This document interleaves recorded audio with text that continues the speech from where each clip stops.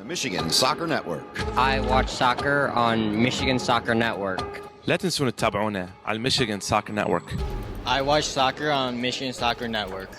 I like to watch soccer on Michigan Soccer Network. I watch soccer on Michigan Soccer Network.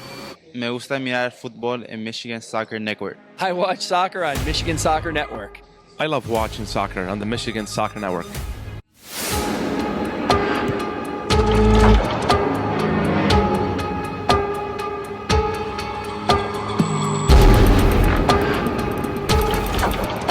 Back to Montreal. He'll take a shot and he'll bear it. And then he'll fire it from Billows and it'll go in.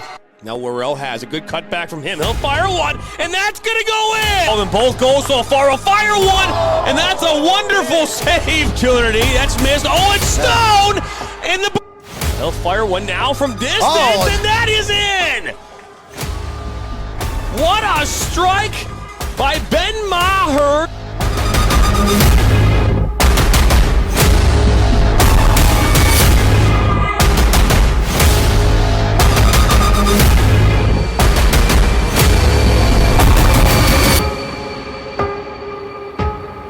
On our college commitment interview series, Charlotte Huggard from the Michigan Jaguars is now in an early enrollee at Purdue University, where she'll be playing soccer here this upcoming fall.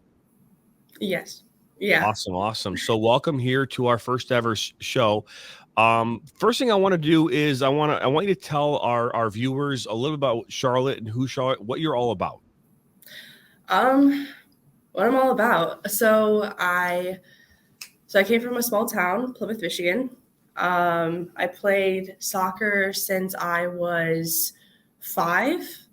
Moved down to Alabama, and there was no hockey down there, which I was originally in. But just kind of got into soccer and eventually went from a forward to a goalkeeper and kind of just worked hard at that. And now I'm here. So kind of just working hard at one thing, taking one step at a time, and kind of just getting at it. So you started off your career, soccer career, with the Michigan Jaguars? No, I was originally at Plymouth Rain. Okay. And then after entering middle school, so the 6th grade, 2013, I went to Michigan Jaguars. Perfect. And you played for the academy side? Yes. Okay. Now, when you first got your early start to playing soccer, did you ever feel like you could find yourself playing at a Division I college, such as Purdue University? Yeah. So I definitely, that was the dream. I definitely had some doubts at some point, but as much as I wanted to play D1 soccer, I was going to do whatever was best for me. So definitely, if it wasn't D1 soccer, if I could just play soccer in general, totally okay with that. But so glad that I pushed myself to my limits and kind of worked for D1 and Purdue in the Big Ten. So yeah, no, Big Ten's a big deal. You play goalkeeper. So what's it like playing as a goalkeeper here in 2023? I was a goalkeeper myself when I was playing in my playing days. I'm a little older now, but what's it like playing the game of soccer as a goalkeeper in 2023? Yeah, it's definitely a lot different, watching all the reels and having different coaches that have different styles from older goalkeeping it's definitely a big difference. It's kind of, you don't want to make yourself more mobile instead of just running at the ball and making yourself big. But I think it's a lot more fun, looking at current or modern versus 20 years ago is such a big difference in how goalkeepers play and make themselves present on the field. So. Yeah, I was going to say, because for me, when I was a goalkeeper, there was not an emphasis really when I was growing up in that position to be able to play the ball with your feet. Playing on the back was not really a thing that the goalkeepers did. Now it is so much more important from a goalkeeper standpoint that you have the same technical abilities, fundamentals, as that of a field player, because they're so reliant on getting that ball back to you and being able to use you as that outlet to build out of that back.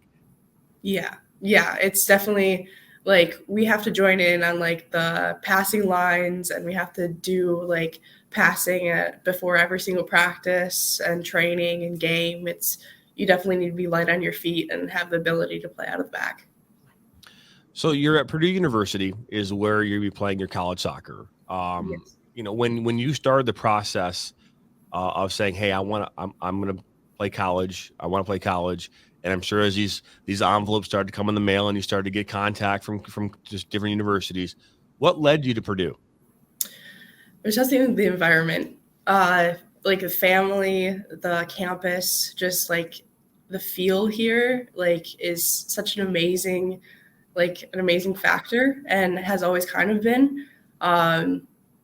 Like so many other colleges kind of hit that checkbox, but it wasn't like vibe is such like a huge thing that it's kind of just like Purdue has everything that I ever wanted, and I kind of just fit in. It's just like it was made for me, which is so cool. You know, looking at the process, you know, what advice would you give to another player, a player who's thinking about playing at the next level, about their pathway? Because obviously your pathway unique for you.